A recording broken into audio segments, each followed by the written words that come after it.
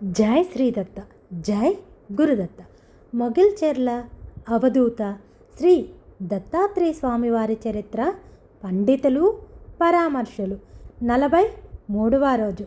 శ్రీ స్వామివారి గురించి క్రమంగా జనబాహుళ్యానికి తెలియటం మొదలయ్యింది.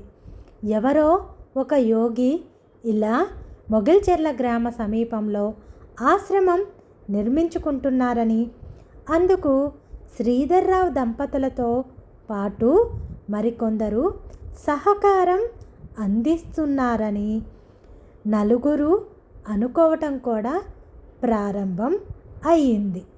జై శ్రీదత్త, జై గురుదత్త.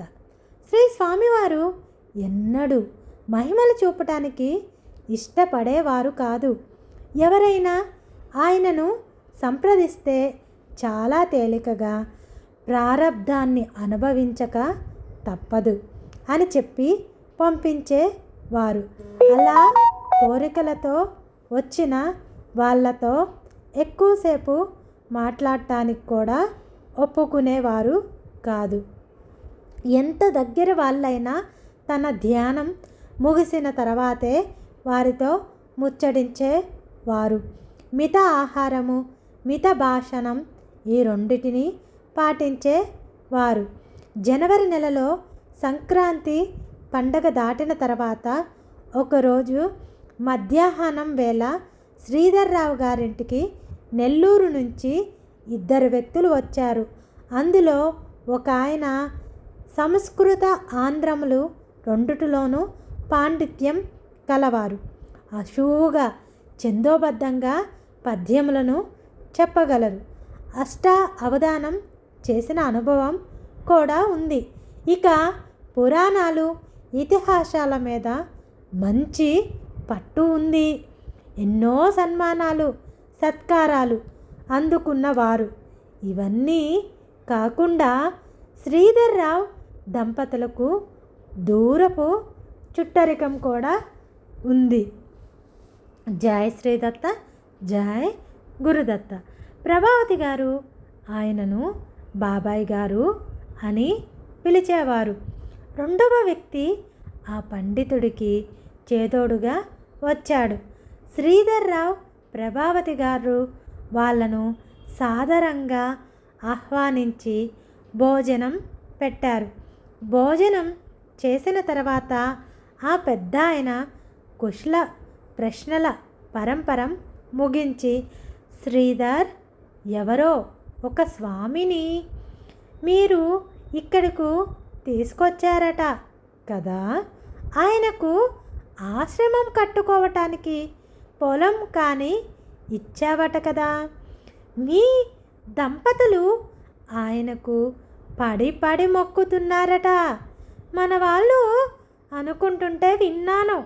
ఒక్కసారి మిమ్మల్ని చూసి విషయం కనుక్కొని ఆ స్వామిని కూడా చూసి ఏ పాటి వేదాంతం చెప్తాడో విని వెళ్ళాలని వచ్చాను అన్నారు. ఆయన మాటలలో హేళన, వ్యంగ్యం ఎక్కువగా వినిపించాయి. ఆ దంపతులకు ప్రభావతి గారు ఉండబట్టలేక, ఏదోలే బాబాయ్ గారు, మేము ఆయనను మహానుభావుడు అనుకుంటున్నాము. మా పూర్వపుణ్యం కొద్దీ ఆయనకు సేవ చేసుకునే భాగ్యం కలిగిందని మా తృప్తి కోసం మేము చేస్తున్నాము అన్నారు. ఇప్పుడు వెళదామా, ఆయనను చూడాలని ఉంది అన్నారు వచ్చిన పండితుడు. శ్రీధర్రావు గారు ఆసరికే బండి సిద్ధం చేయమని పనివాడికి పురమాయించారు. ప్రభావతి గారికి మాత్రం వీళ్లను శ్రీ స్వామివారి దగ్గరకు తీసుకెళ్ళటం సుతారము ఇష్టం లేదు.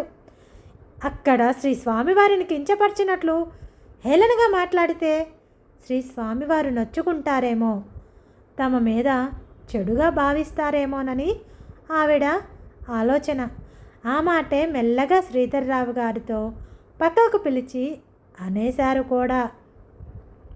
శ్రీధర్రావు గారు మాత్రం నిబ్బరంగా నువ్వు అనుకున్నట్లు ఏమీ జరగదు ప్రభావతి. స్వామివారు అన్నీ సరిచేసుకోగలరు అన్నారు. ప్రభావతి గారి లోపల పూజ గదిలోకి వెళ్ళి లక్ష్మీ నరసింహస్వామికి నమస్కారం చేసుకొని వచ్చి బండి ఎక్కారు. జై శ్రీదత్త, జై గురుదత్త. మొగిల్చెర్ల ఇంటి వద్ద నుంచి బండిలో శ్రీ స్వామివారి ఆశ్రమం నిర్మించుకుంటున్న పకీరు మాన్యానికి దాదాపు 30 గంట ప్రయాణం. దారిలో తమకు శ్రీ స్వామివారు ఎలా పరిచయం అయ్యింది, తదనంతరం పరిణామాలు అన్నీ క్లుప్తంగా శ్రీధర్రావు గారు చెప్పారు. ఆ తర్వాత అంతా విన్ని బాగా తెలివిగల వాళ్ళమని తలపోసేవారు కూడా ఒక్కొక్కసారి పొరపాట్లు చేస్తూ ఉంటారు. సరేలే కాలమహిమ అన్నారా పండితుడు సలోచనగా. అంతటితో ఊరుకోలేదు. దొంగ స్వాములు, కుహానా యోగులు ఇలా తనకు తెలిసిన వాళ్ళ గురించి ఒక చిన్నపాటి ఉపన్యాసం ఇచ్చారు. మొత్తం మీద శ్రీ స్వామివారి గురించి నమ్మి ఈ దంపతులు తప్పు చేశారని తన వాదన ముగించాడు. బండి పకీర్మాన్యం చేరింది. సమయం సాయంత్రం 4 గంటలయ్యింది. బండి దిగి నలుగురు శ్రీ స్వామివారు ఉన్న పూరిపాక దగ్గరకు వచ్చారు.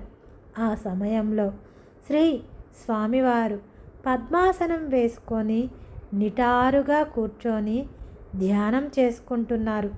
తూర్పు ముఖంగా ఉన్న ఆ పాకలో ఉత్తరాభిముఖంగా శ్రీ స్వామివారు నిశ్చలంగా కూర్చొని ఉన్నారు.